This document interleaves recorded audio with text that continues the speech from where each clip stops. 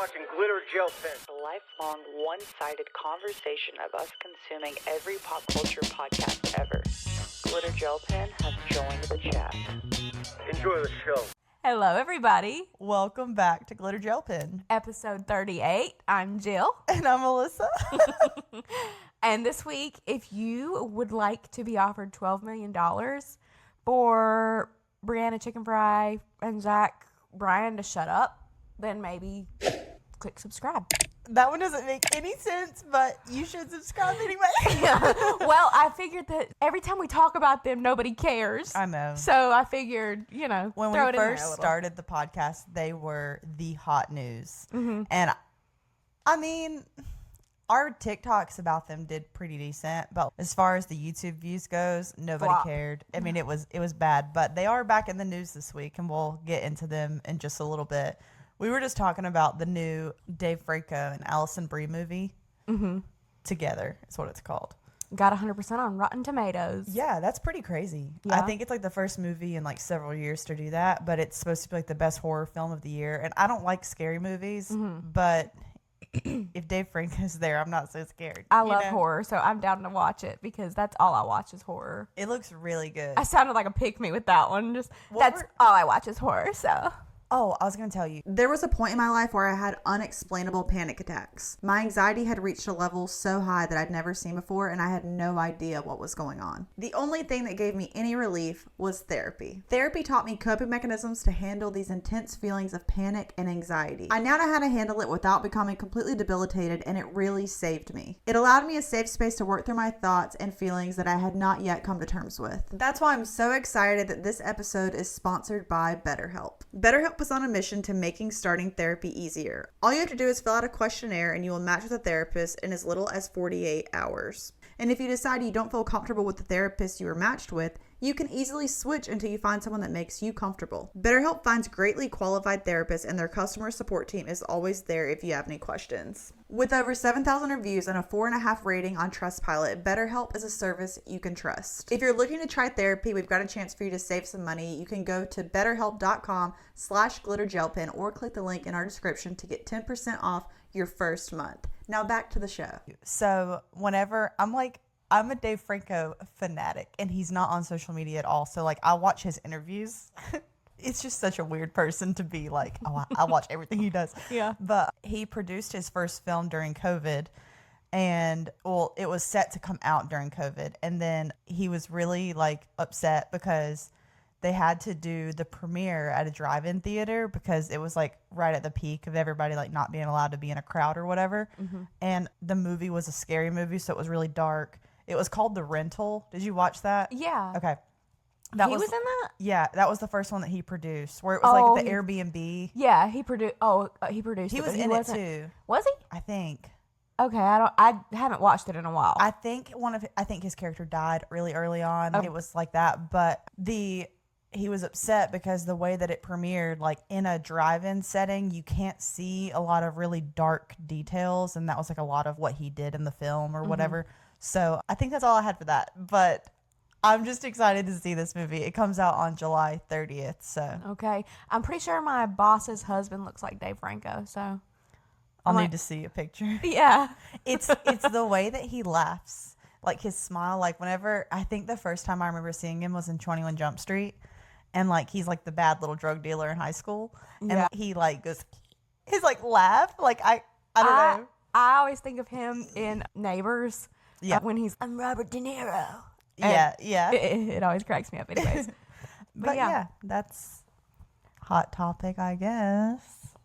So the first hot topic that we can start with is Justin Bieber's new album, Swag. Came out. I can't believe he named it that, honestly. I know. I was really, with that title, I was expecting like swag on you. Yeah. You know, like from like back in the day. Oh yeah, chilling by the vibes. fire while eating fondue. Yeah. Yeah. So we listened to Swag on the way from Nashville home, Yeah, right? yeah. Yeah. Home. Yes. We were driving. We just went to Nashville last week. Yeah. We listened to it on the way home from Nashville, and there were a couple bangers on it. Yeah. Like Daisies and Go Baby. Go baby, go. Those are the two that are really like sticking out to me. There's my baby, she's iconic. Yeah. iPhone case, lip gloss on it. Yes. You're welcome for that. I'm singing. And what do you think? What do you think of just the general album? Like, what are your thoughts on it? You know, I like hyper pop, the pop girlies. So I can't say that swag is necessarily going to be like something that I'm blasting all the time in my car. Yeah. But that's not to say that it's not good. I think it's a good album. I think near the end we got a little like we could have used more producers and or co-writers to make them sound a little different from each other because they kind of started to all run together by the end. But the first bit where they like are all kind of distinguished from each other, I really do enjoy the first half. Yeah. I really like the Daisies and Go Baby Go. Those two, like, instantly I was like, okay. And as I've listened to it more, Daisies, like, the sound of that music there's something in it that makes you want to hear it again. But my thought was like, you know, we've all had this narrative of Justin and Hailey Bieber, and Justin Bieber's crashing out, and now Justin Bieber has a surprise album, and some people think it's all like a marketing tactic to have promoted this new album. I think the album is more of a result of the way that people have talked about him and the crash out in general.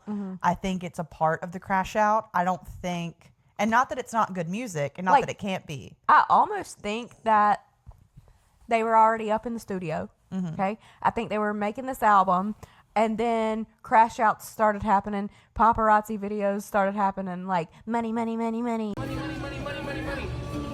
of here, bro. What are you talking about? Money. That's all you want. You don't care about human beings. Or it's not clocking to you, you know. And I think that they decided to run with that and put them into the songs. I think that the viral, like, standing on business, not clocking to you, I think that just really sped up the momentum of it coming out. I think there was already going to be music coming, and then because if you think about it, it's in terms of like music and the events that he's singing about, there's a good bit of the songs that reference the paparazzi chaos.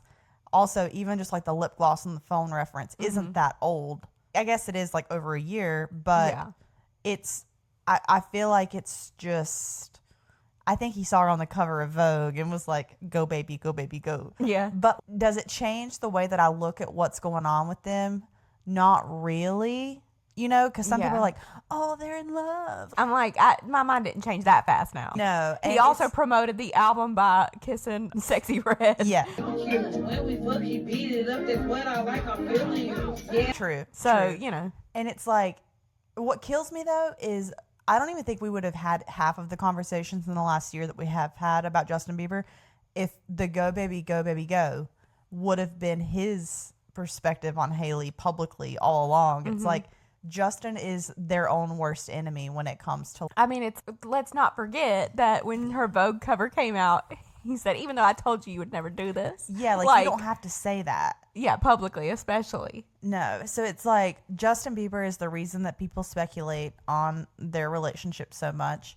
I do have to say, Hailey Bieber ate with the, is it clocking to you now, you fucking losers? Yeah, she really did. And we deserve that. Yeah. We deserve that. And I don't even remember what my opinion is on Hailey Bieber.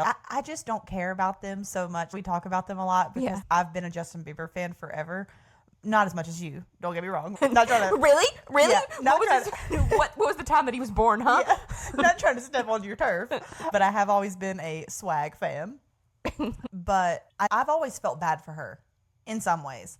And I just wish that Justin would always put forth this energy that he's giving towards his relationship now and like posting good photos of her while they're like together and stuff like that. Like, why couldn't he have been doing all of that before anything? And there aren't really any songs, in my opinion, about Selena on the album, which is a part of the conversation. And I think it was the Swiftologist. He said, if there are no songs about Selena on this album, she will be crashing out in the next few months.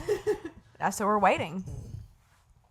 But yeah, there was no Jelena T dropped, which I was kind of surprised by because I thought he might ride the wave. Yeah, that's like what for always, marketing. Yeah. That's what always gets talked about. People would have listened to it a lot if there was one. Yeah. And this is his first album without Scooter Braun, and Scooter Braun did come out and make a statement about the album saying that this is like the most Justin album he's ever done and he's really proud of him and blah, blah, blah. He's just groveling. It's giving him saying that he never wanted any issues with Taylor. Yeah. You know? Yeah, it's like Scooter Braun is currently trying to rewrite history. And I did hear also that the money that Justin has received from making this album has given him the funds to pay Scooter Braun whatever he owed him for that tour scenario. So I think the album getting him out of the debt and then Hailey Bieber cutting off ties with Scooter with Road, I think it's all, their life might get better for them. Yeah. I hope so.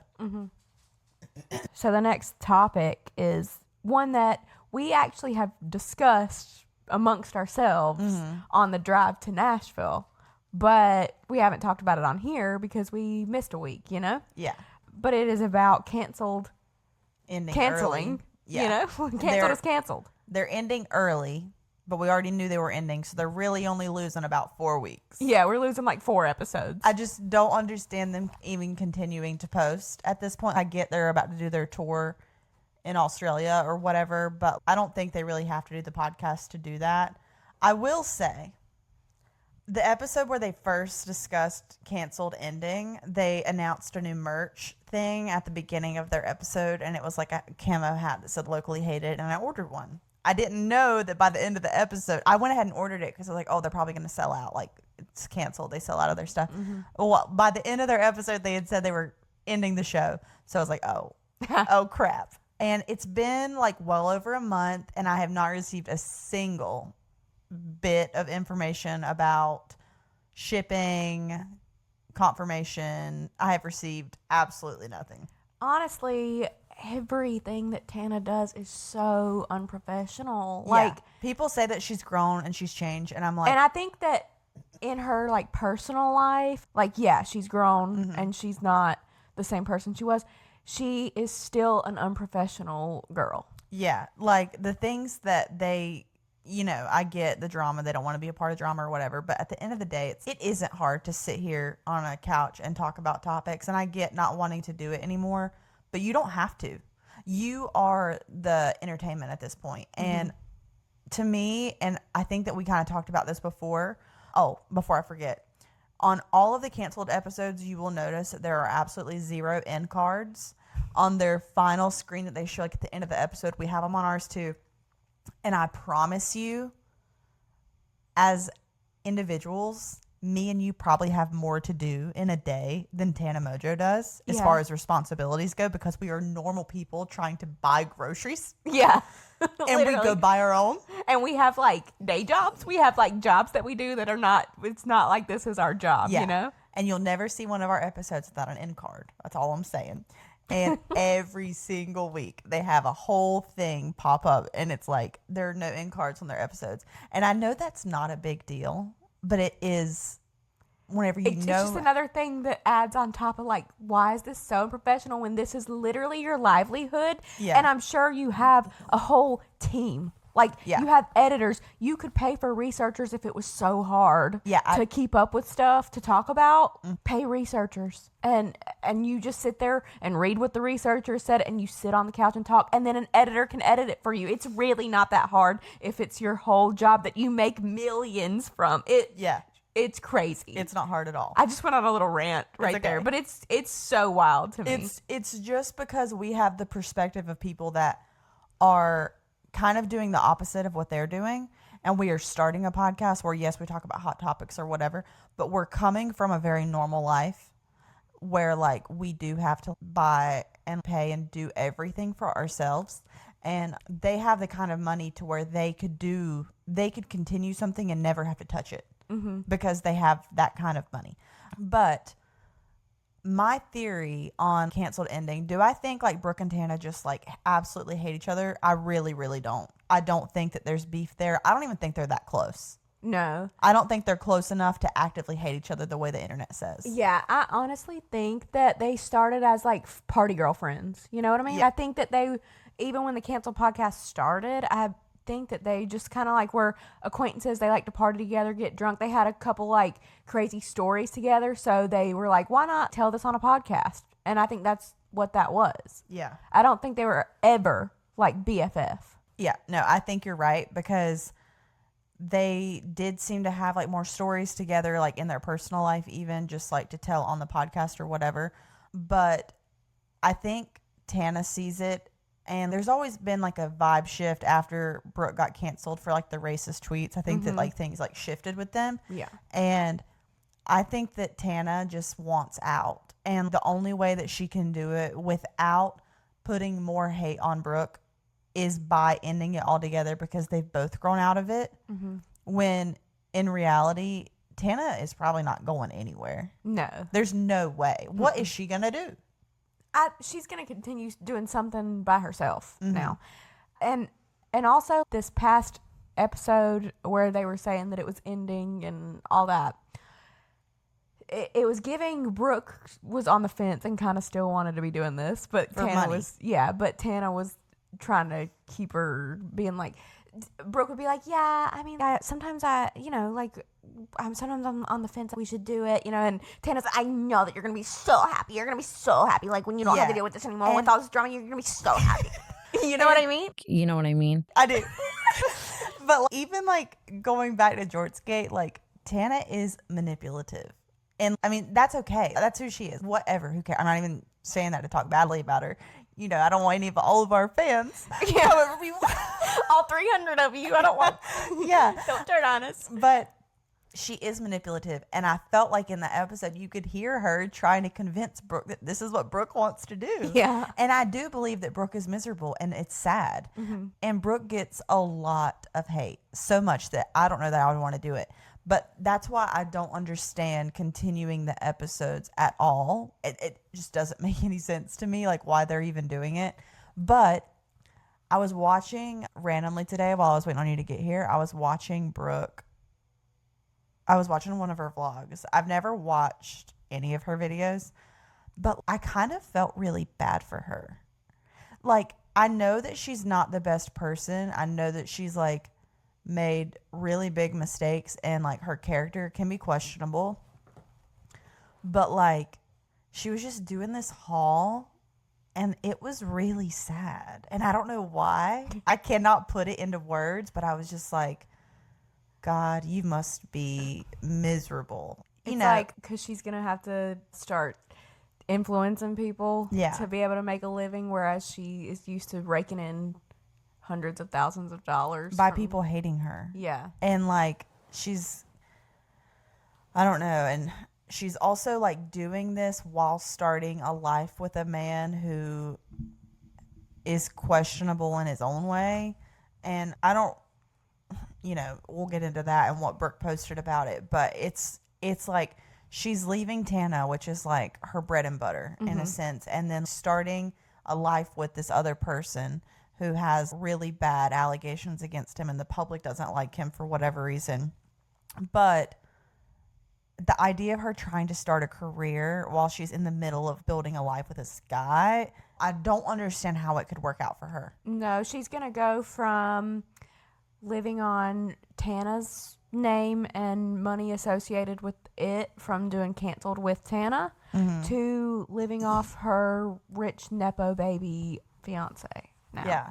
That's how this is going to play out. Yeah. Because I can tell you that the means that she has come to be used to is not going to be supported by her trying to influence people, because that's not what people are going to do from her. Yeah. And Brianna Chickenfry made a comment about Tana and Brooke and said that her experience like with Brooke and Tana was like she never thought they really got along that well in person and like off camera they had an and issue stuff. with that. Yeah, they did. They like made a comment about it in the episode.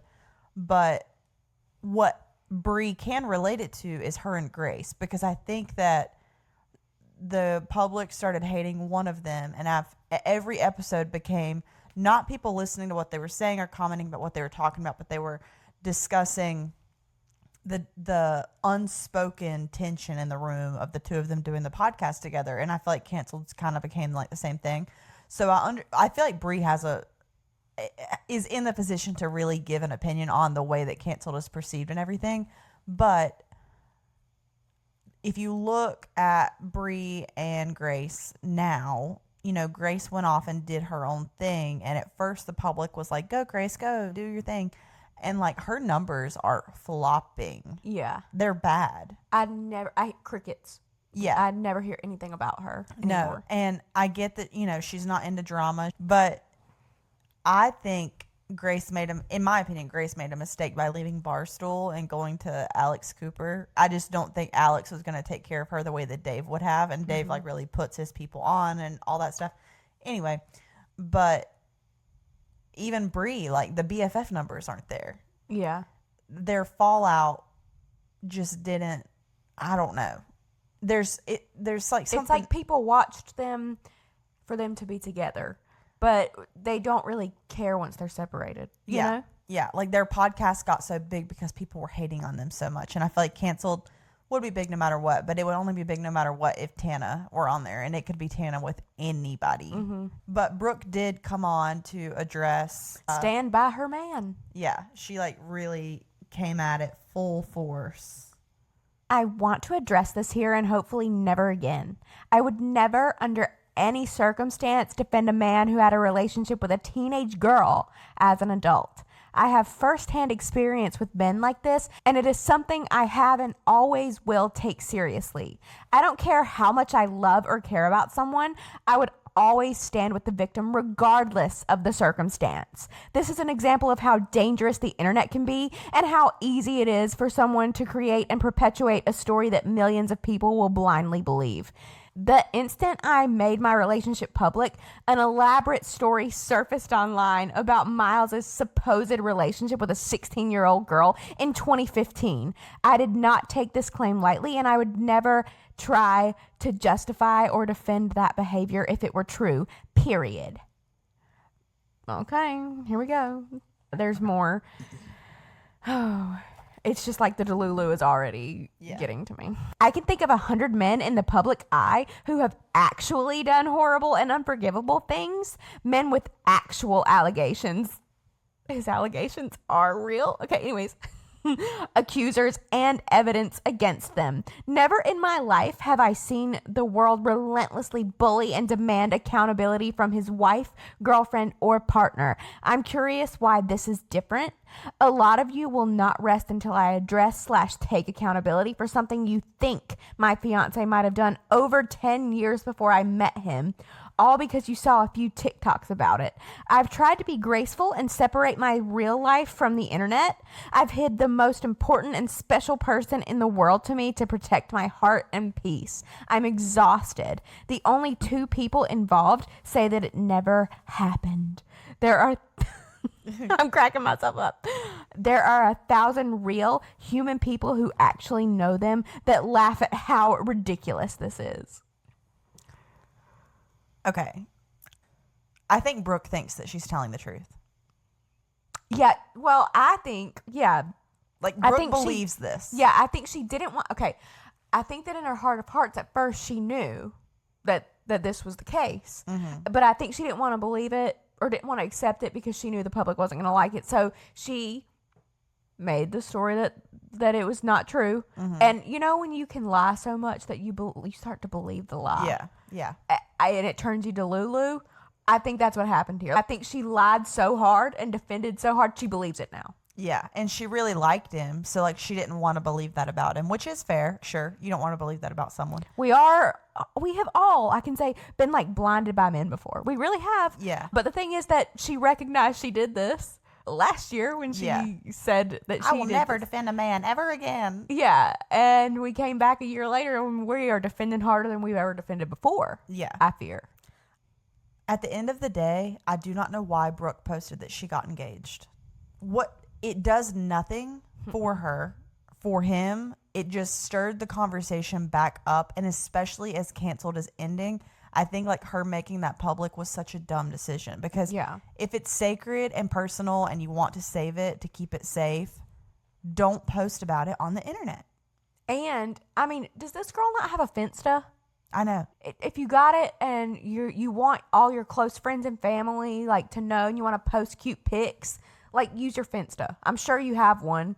And that, like, when you're so big like that, I feel like everybody who's just has a lot of followers and stuff, they have to have a Finsta. That they Did you ever? This is a sidetrack note, but did you ever see like the speculation that Demi Lovato had a Finsta and there was a bunch of drama going on? I feel like I remember this. Yeah, maybe we can go into that deeper one day. There'll be a reason to do that. We should like do an episode deep diving into like celebrity Finstas. Yeah, and like ones that have been like found out and stuff like that. That'd be fun. But yeah, I'm sure she has a Finsta, so post it on there if you want your cute pics and your friends and family to know. But if you want to keep it sacred, maybe don't post it to your literally like tens of thousands of followers that you have, or hundreds of thousands. I don't really know what you have, but it doesn't make any sense for her to post it while simultaneously saying, oh, I want this to be like the happiest moment of my life or whatever. It's, you know, what the internet has already said and thinks about you. But I don't think it's fair that people are on her about what he did the way that, like what she said. I don't think it's like 100% fair that all of that hate is directed at her. But again, I will say that like it's the man that did it, but if you're accepting of that and you're like, yeah, that's fine, like that's your character too, you know? And I'm not like saying that he was like a PDF file, like, you know, necessarily or whatever, but it just gives that, I think that we do judge the women who are with these kind of men. I think that we actually do regularly, and it's not just a Brooke thing. Like, I think that we do this with everybody.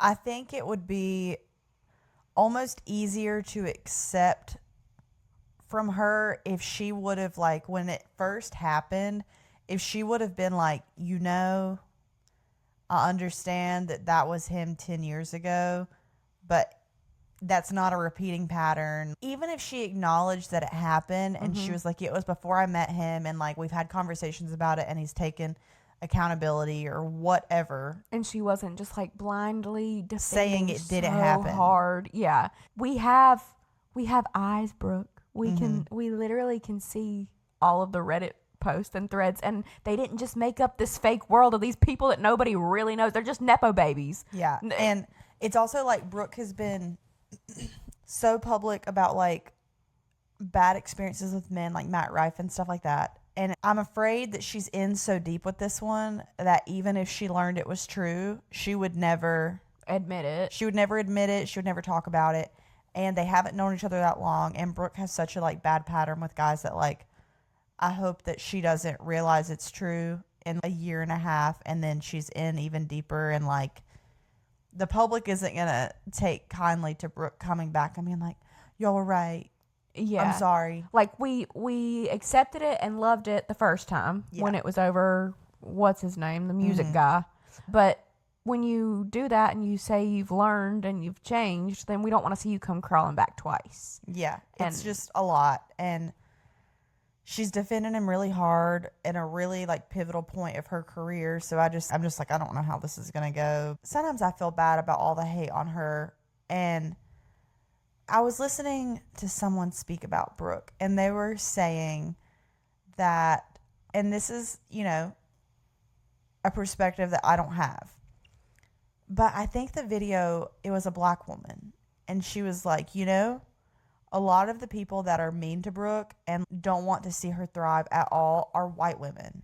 And they don't even have the reason to hate Brooke and be unforgiving of her the way that a black person would, you know, because a lot of like Brooke's controversies have been about race and like things that she said on Twitter in the past. And I mean, Brooke has been open and been like, I was raised like in a racist household. Like, I thought those jokes were funny. Like, I've learned from it. I know that it's not, which like, at least she addressed that a little bit more head on. I feel like if she were handling the situation a little bit better, but it is a lot of like white women that are like really problematic with Brooke for not much of a reason, like other than they weren't personally offended by the stuff that Brooke said. Like, it's not okay, but we hate her because why? Do you know what I'm saying? Other than her, like, I know that the statement she made are problematic. Like, I don't think the stuff that she said is okay at all. But other than the racist tweets, take that out of it, okay? What else has Brooke done? Like, why does everybody hate her? I don't fully understand it. Yeah, I mean, I just think it's the racist tweets because they were really, really bad. That's what I thought. That's what I thought all of it was for. But like, I was really, after she said that, I was like, yeah, like, why do a lot of people have a problem with Brooke other than like that?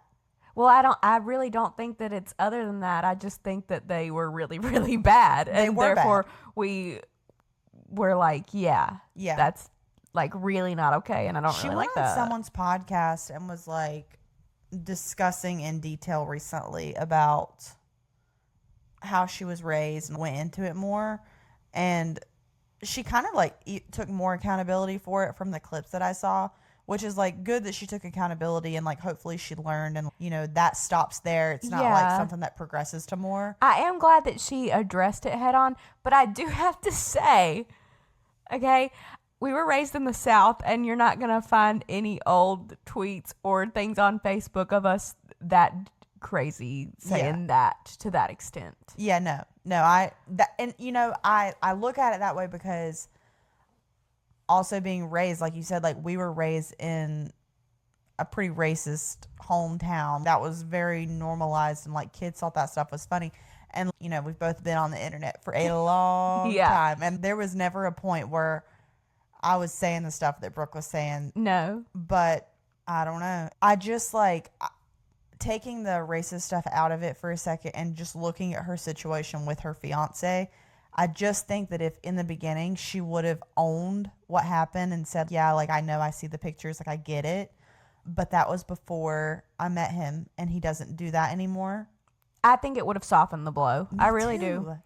And I'm like, I wish she would just address everything and just it's the lack of accountability, I think, because she knew the tweets were out there. She never brought them up. She waited till they got brought up and then she was like, if you think about it, it is the lack of accountability because she accepted accountability for the racist tweets and stuff. It wasn't, again, our apology of hers to accept or not, but I'm saying she did acknowledge that and say that she did that and these are the reasons and whatever.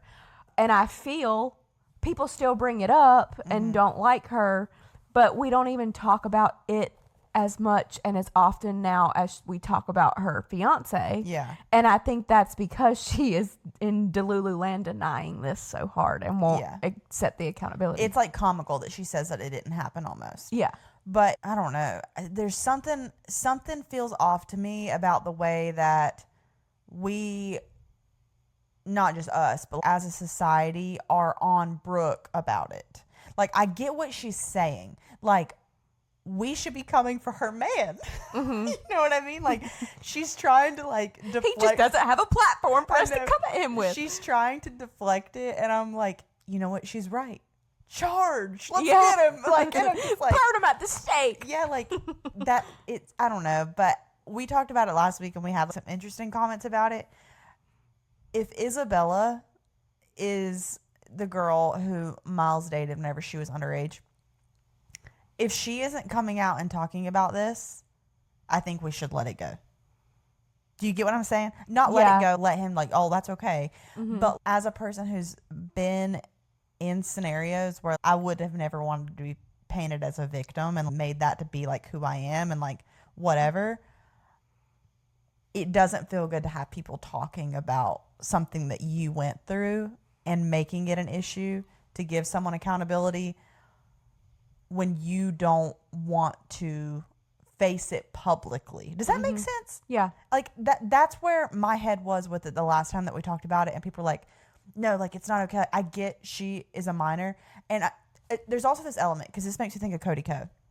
You know how he like came on and never admitted to the Tana like sleeping with her whenever she was underage? Yeah. He can't, because if he did, it doesn't matter if Tana pursued charges or not, he would be charged. But it's the same scenario where Brooke can't be like, yeah, confirmation that happened, because he could be charged with whether Isabella wanted him to be or not. I think that would fall more on know. probably fall more on Isabella, or Miles would have to say that it happened for sure. Okay. Yeah. You know? Yeah, that's true. Because really, it's no different than the speculation of anybody saying it. Yeah. At that point, but yeah, and maybe Isabella doesn't want that for him, so she hasn't said anything. You know? Yeah, because I mean, that was Tana's take. She was like, I never brought that up to try to hold Cody accountable. I was just trying to tell like a funny story. Mm-hmm. And it's good, you know, that I think Tana changed her perspective on it a lot over that time, because she was like, you know, I never like thought of myself as like a victim, but I really was like in that scenario. And I didn't think about it until 2025, even though that happened however many years ago, which is like good. But I don't know. There's just this part of me that thinks there's something off about this entire scenario.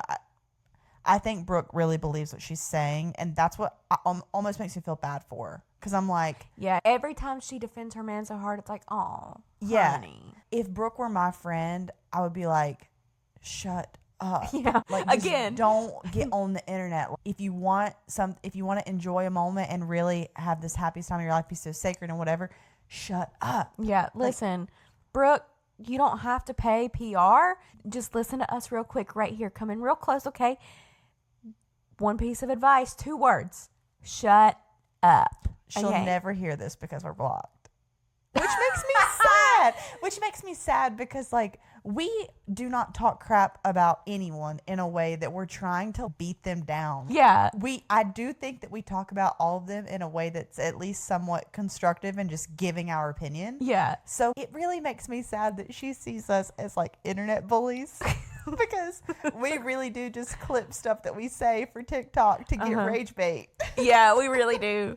Like that, me saying for her to shut up just now is probably going to be one. Yeah. And Brooke, yeah. shut up. And it's a shame she'll never see this because Yeah. we're blocked. But literally, like, that's all she needs to do is just quit talking. Sometimes you just need to know when to quit talking, you know? As I say, well, we have a podcast that nobody asked for. I know. And they should make podcast equipment more expensive. We agree. Still would have bought it, though, okay? We would have still bought it. But, yeah, I don't know. It's a weird scenario. I think that Brooke should just carry on and keep posting her little hauls and whatever. But, like, I'm telling you, in that last video that I watched, she uploaded it like 2 days ago. She's sad. I don't know. Somebody needs to check on her. Somebody needs to check on her because maybe Miles isn't checking on her or something. I don't know how I feel about this situation. It makes me kind of mad because she can't see it. And I want to bop her in the brain and make her understand. I just want to take off her rose-colored glasses, you know? God, she's engaged too. It sucks. What do you know? We were just talking about alleged predators. True. Here's we another know one. he's confirmed that he is. Yeah. Let's talk about that. But yeah, James Charles and his bump. Oh, wait. James Charles and the yellow bumps rant. He is getting a ton of backlash for this since deleted video. Let's watch it. Okay. I haven't seen this. You know what's pissing me off today? These motherfuckers. These fucking, like, whatever fucking bump shit fucking stupid ass things they put outside of grocery stores and airports. Like, what is the purpose of them? Can somebody genuinely explain it to me if you are like a fucking civil engineer? Why on God's green earth, if I just spent $200 on fucking groceries, but I want to roll them over those fucking bumps and give my entire cart a seizure? Like my fucking cart in a bag just sitting in my cart like... Why?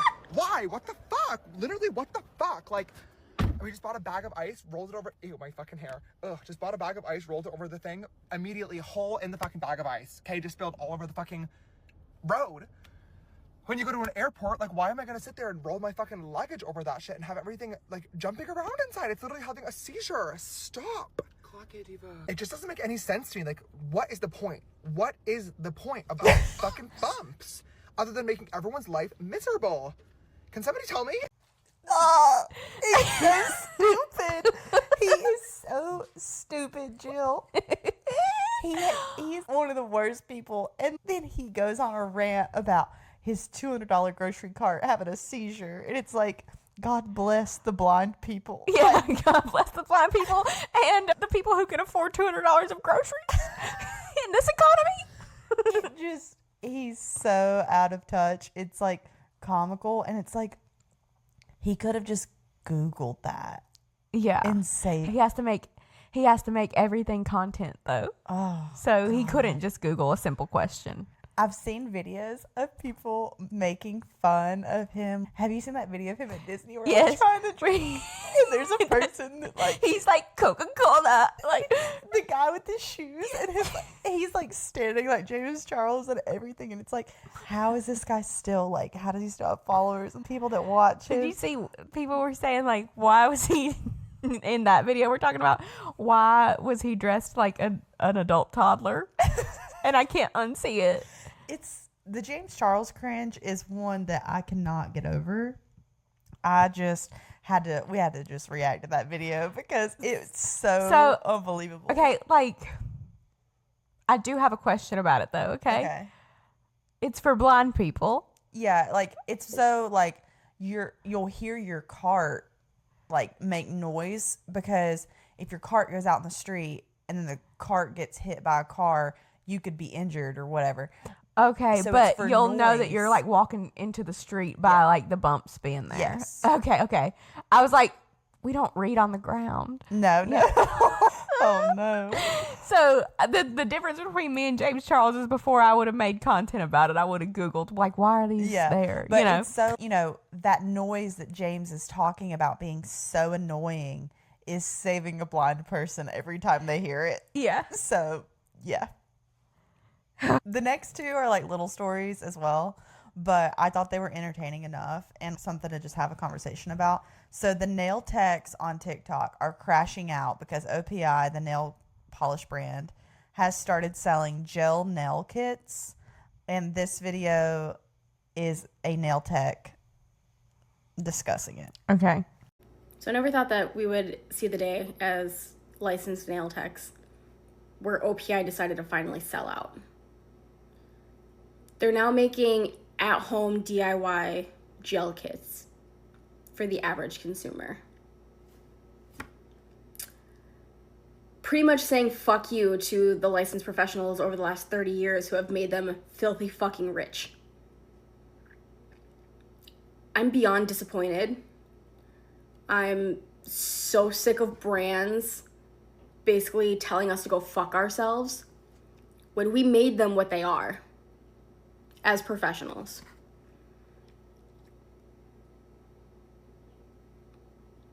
Why are we doing this anymore? Why are we bothering even having licensing and having regulation if these brands are just not going to follow suit and just give a middle finger to the rest of us?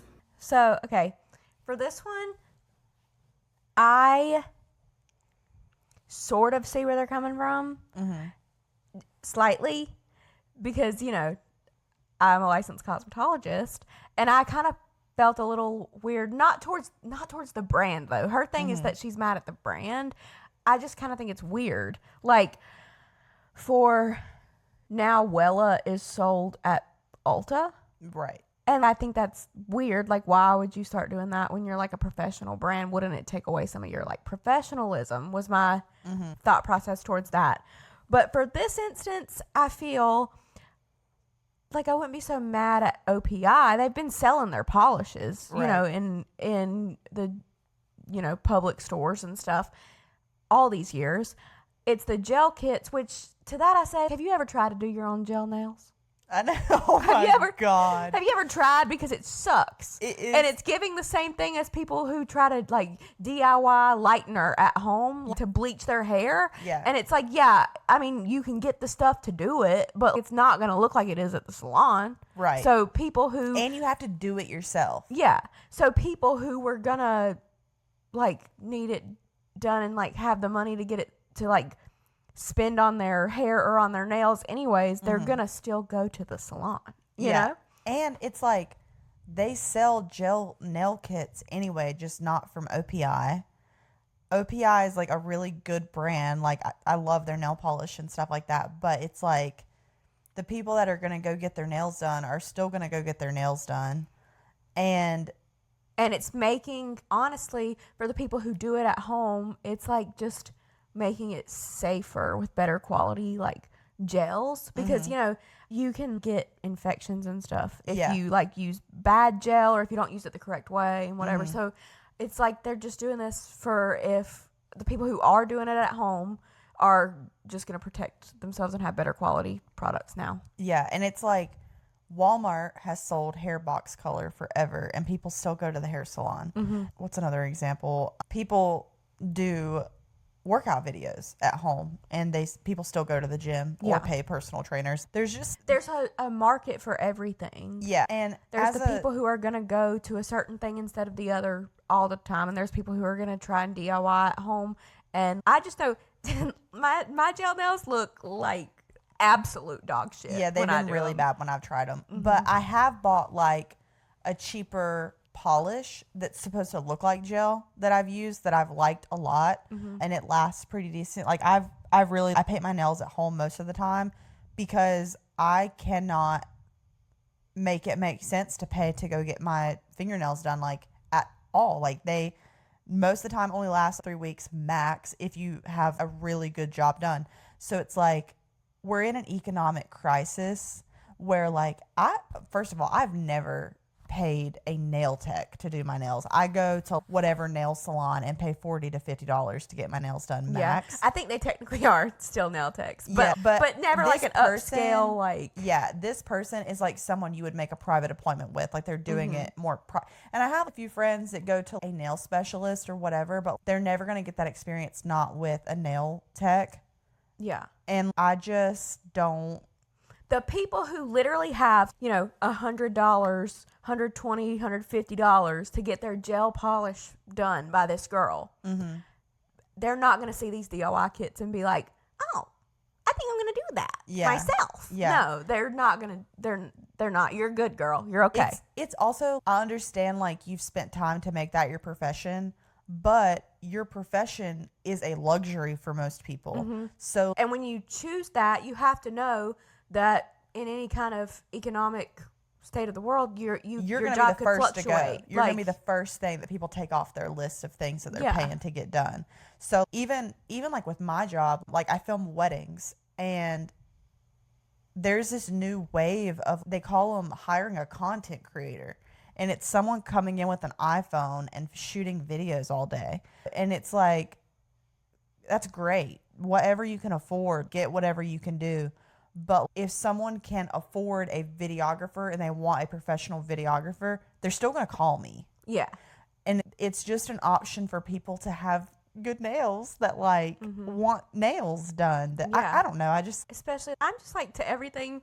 I'm like, in this economy, I know. Okay? Like, I know. Let people live. Let people do their nails if they want to. If they can't afford it anywhere else, let them try to do it themselves, even if it's going to look like shit. Yeah. Let them live their life and have fun. And her video kind of made me want to try the gel nail kit. Yeah. Because I would have never heard about it like any other way. Like, she's acting like OPI has like this personal vendetta towards her. And I'm like, she's like, I made you who you were. I'm like, okay. It's like you're mid-20s max. And I've been wearing OPI since I was 10. Pretty sure OPI has been a brand since before you were born. You were in the womb. Yeah. And I think part of the conversation was that the gel kits were cheaper than even what the nail techs pay for their products. And it's like, okay, if they're the same quality, then you just buy those. Yeah. So what does it matter? I'm wearing OPI today. Oh, okay.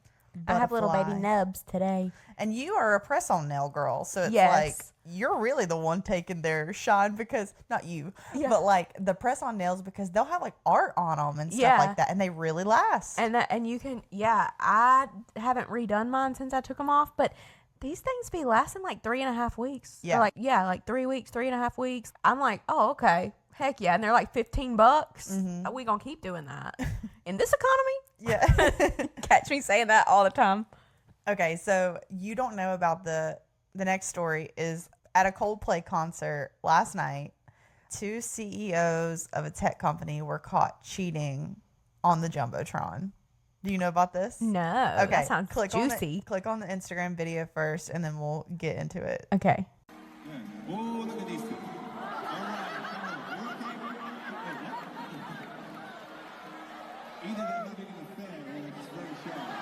They are both very, very married, and they're coworkers. Yikes. Well, Oh my God, what a bad way to get outed. oh, that's rough. And honestly, if they would have just stayed still and been like and smiled, I bet you it would have never made news and nobody would have found out. It's the way that they Maybe. turned from the camera that made everybody go, what the heck? And that guy like made a comment about it. Well, since I made this sheet, we have a statement from Andy Byron, which is the guy. He's the CEO of this company called Astronomer. And then the woman in the video was just hired by him in November of 2024. He was raving about her to try to get her in the job. But she's kind of like fairly new to the company, and she's like their HR chief or something like that. This is a statement that he put out. I want to acknowledge the moment that's been circulating online and the disappointment it's caused. What was supposed to be a night of music and joy turned into a deeply personal mistake playing out on a very public stage. I want to sincerely apologize to my wife, family, and kids and the team at Astronomer. You deserve better from me as a partner, as a father, and as a leader. This is not who I want to be or how I want to represent the company I helped to build. I'm taking time to reflect, to take accountability, and to figure out the next steps. Personally and professionally, I ask for privacy as I navigate that process. I also want to express how troubling it is that what should have been a private moment became public without my consent. I respect artists and entertainers, but I hope we can all think more deeply about the impact of turning someone else's life into a spectacle. As a friend once sang, lights will guide you home and ignite your bones, and I will try to fix you. He quoted Coldplay. And he's trying to say, basically, He's blaming Coldplay. he's blaming the Jumbotron. It's like maybe we should blame the cheaters, you know? Yeah. Well, the wife of him, I'm not even going to say her name because I think it's sad. I feel so bad for them, like the partners in this situation. I always hate when a man or a person with kids cheats on somebody. Because it's like, you have a family. Yeah. Well, her Facebook got flooded overnight with this video and like people sending it to her, and she like has deleted her page. She started by taking his last name off of her page, and then she ended up just deleting it, which is just sad. Yeah. Because people Like, were just imagine how harassing bombarded you had to be getting to like decide to just delete it. And imagine the first one that she saw. Imagine opening that and seeing on the Jumbotron your husband her on a date at a concert. while you're at home with his children. I would rage. It's just sad. And there were like a bunch of divorce attorneys like in the comments like trying to, you know, I get it. It's like there's part of it that's funny because like how stupid can those people be? But God, think about it from her husband and his wife's perspective. It's like, ooh, that is like so crappy. It's crazy all around because to think about them when they saw themselves on the Jumbotron, how bad their stomach was like in their butthole. Think about that. Yeah. You know, they were like, oh my God. And that feeling, I can imagine like that feeling. And there's the whole thing. If it's so public and it's so viral that they could be questioned to lose their jobs. And I think the two people that were cheating, they did like an article and their net worth together is like 1.7 billion. Damn. Like with both of their salaries. Damn. Yeah. There were comments. It was like, it's going to be an interesting board meeting tomorrow. Ugh. It's just rough. But yeah. Shout out to Andy Byron and Kristen Kabak. Two cheaters.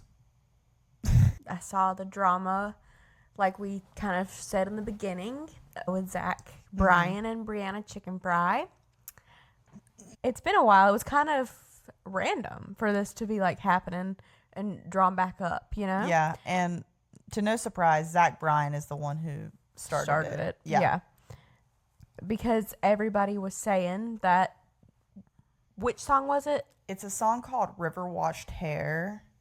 TikTokers were making videos saying that this song like could be about Brie, like somebody check on her after the lyrics. Yeah. And these are the lyrics here. Do you want to sing them?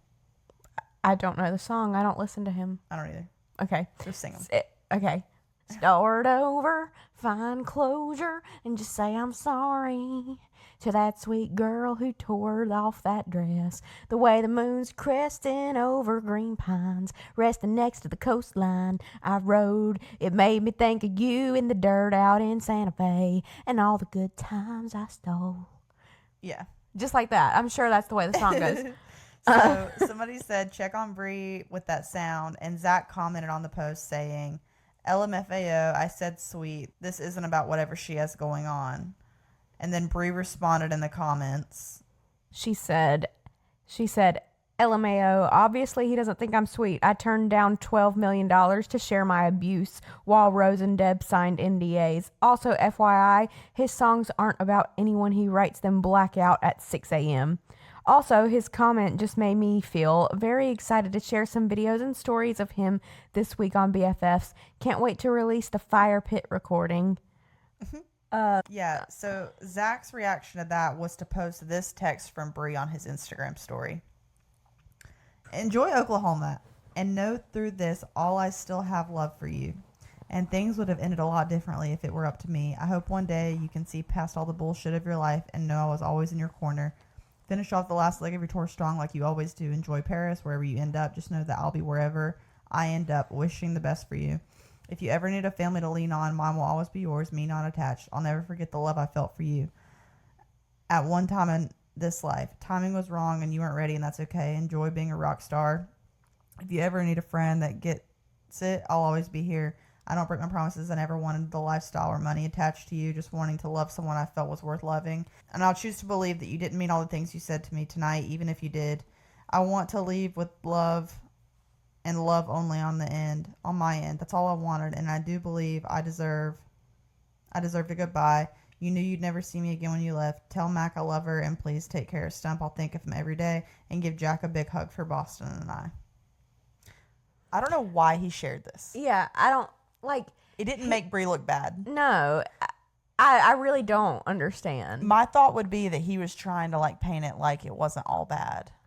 Yeah, or like because she's like, I turned down $12 million and whatever, makes it sound like she didn't care when they left, when they broke up, and he's showing, yeah, she like wrote me heartfelt messages and didn't want to break like, up. Most people that have been through abuse, when you're first breaking up, you are still sad that you're breaking up. Yeah. So this is very normal. Yeah. And then he also posted another conversation with Bree and someone else, if you want to read that one. Okay. Who's talking in this one? This is Bree. Okay. Where I'm at. Option A, 12 million. I say nothing about him. Just say, yeah, we broke up. I really want to move on and heal. Option B, Duxbury House. I essentially take the high road. Talk about the ending. Won't talk about the non-public cheating. There's a lot throughout our whole entire relationship I am finding out about. Won't talk about him being a narcissist. Just say he did me a favor. I'm happy I got out and I wish him the best. Let him be a lesson learned. Can guarantee the Grace recording shit never gets talked about. I have no control over Josh and Dave. They really hate him, but I will not feed into any of it. They are on their own. They have no insider information from me, so everything they ever say would be already public knowledge. Option C, essentially a messy war. I air out everything I experienced and don't hold back. She was texting Zach's manager. That was who those texts were to. Oh, so was that like her demands? Was that like what she was demanding? Those were just her choices that they were giving her. Okay, so okay, I just got confused because I thought that's what it was, but then I'm like, why was she telling his manager the options that they were giving her? Well, I guess she's just trying to paint it all out to make it like make sense. Oh. Okay, just to be clear, these are what my options are, kind of thing. Oh, okay. But again, this doesn't make Bree look bad at all. If anything, it makes me believe everything that she said. Yeah. So, whatever. Zach deleted these posts, and Bree made a TikTok saying that Zach is dating a girl that looks just like her by using the Taylor Swift sound, where she's like, your new girl is my clone. It's like that. And oh my God, like the girl really is looking like Bree in these pictures. It's crazy. But Bree did post a story as well, and she said that the day that she interviewed Adam Sandler, he's crashing out, and it could be because like she's doing well and moving on and is dating and is public about it. So she posted this. This is Jenny, which I'm pretty sure is his manager. Okay. And she said, this is from his manager to Bree. One sec. Gonna have Stefan and David approve first. Just finished typing. A, Duxbury House and $3 million, or B, $10 million payment. Terms would be say nothing about Zach. Just say, yeah, we broke up, really want to move on and heal. Won't talk about the non-public cheating. Guarantee the Grace recording never gets talked about. She has no control over Josh and Dave, but she will not feed into any of it. She says they are on their own. They have no insider information from me, so everything they ever say would be public knowledge. Basically, Brianna will be the verification for any speculated rumors or conspiracy. She will deflect or defend Zach in moments people try to pry at the relationship and details during it. Ability to discuss general breakup. Yeah, so same thing. Again, it's just like confirming, things that Bree has said in the past. And Bree said that she still hasn't told a lie about anything, and that this is all just her responding to starting drama. And I did listen to the BFFs podcast just to see if she said, like, what she said about it. She said she did decide not to air out, like, the videos and stuff. That she said she just got upset and was, like, mad, like, that he was commenting about her. So she just wanted to, she just reacted. But she was like, I really just don't want to stir any of that up anymore. And I just want to move on. And I'm past it. And, he's just doing this because he thinks I'm doing well. But that's pretty much the gist of everything. Does it ever make you wonder the fact that she has these, crazy videos and hasn't released them? Does it ever make you wonder if there was a fourth option that eventually came on the table and it had much less stipulations and it was much less of a money NDA type thing? I just feel like, what's the reasoning for her, even from the beginning, not putting out this Grace video that she has that's crazy, and she still won't? The video apparently is also a turning point at when Grace and Bree quit being friends. So I think Zach looks bad in the video, but I think Bree probably looks like a really bad friend in the moment. I don't know what happens in the video, but that would be my thought, is there was so much against Bree whenever it came to the Grace situation. I don't think it would have helped Bree at all, because I think he was saying really mean stuff to Grace and Bree didn't do anything about it, from what I understand. So that would be my thought as to why she's never shared it. Okay. I also in her position, if she puts it all out on the table, she doesn't have any more cards left. And I think, Zach being kind of drunk and impulsive all the time, in my opinion, it's in her best interest to keep it, to have it as leverage always. So he's when he's getting mad or doing whatever, she can essentially do what she did and be gonna post that then. Yeah. I don't think she ended up taking anything, especially because she kept talking about it for weeks. And she even still, cause she did a video, not a series, but a TikTok thing about her. She lost a lot of weight while she was with Zach. And she did a whole in her recovery era trying to gain weight kind of thing. And I just don't think she would be doing all that, because she was even then referencing coming out of an abusive relationship whenever she was talking about it. So I don't think she took anything. I think Dave is really smart, and I think Dave probably gave her advice to hold on to that video, because as long as it's not out, she always has the upper hand. Yeah. But once all of her information's out, he can do and say whatever he wants. But he probably won't, knowing what she has. Yeah. That would be my thought. Okay. Yeah, that makes sense. But anything exciting going on with you? I have started indexing my closet. Are you saying indexing? Indexing. Okay. Indexing. Yeah. I mean, the app that I'm using, they spell it INDYX, but it's index, indexing your closet. Do you want to tell them what it is? Digitizing your closet. Okay. You take pictures of your clothing and it removes the background. It's not like you take a picture and it's just your clothes sitting on the dirty floor or on a hanger and you just have a whole photo album of that. It's they remove the background, and then you can make your own little lookbooks. Once all your clothes are in there, you can actually you know, have the white background with this piece and then this piece and whatever. But essentially it like helps you go through your whole closet. Like just on your phone, you can scroll through, like it's a little store. You can see everything that's in your closet. You can make outfits while you're just laying in your bed. You can have them ready to go and be like, and a lot of people say that it helps you create more outfits that you wouldn't have thought of because you don't remember you have certain pieces or certain things. But then when you have it all laid out, you're like, oh, actually, like this shirt would look good with these pants over here. Like, you know, and so I just got really inspired to do that. And so I was like, you know what? Sure. What the hell? It would be a good thing to do if you were like cleaning stuff out, like reorganizing your closet and stuff. Cause like you can pull an item out, and if you know you want to keep it, take a picture of it. And then like, I don't know, if you don't want to take a picture of it, get rid of it, I guess. Yeah. But like you can actually make like the lookbooks like you see on Pinterest and stuff with the white background and all the pieces like there. Yeah. You like create those and it's fun. And then also like you should do it and we can style each other's closets. Like you can. That would be fun to do for a video or something. Yeah. It'd be like, because like we could see each other's full closet and like you do a thing and I could go through and pick and make an outfit from your closet for you to wear. that would be fun. Yeah. should That's do like that. so girlhood, I know. you know? Yeah, but I love that. And then they also have, this sounds like it's like a sponsorship and I really wish that it was. Maybe one day, Index. Hi, so it's still not sponsored, but I do have a code. If you want to sign up for this, use my code JillianAngeline, and we both get $10 in a credit to use on other cool things on the site. Okay, bye.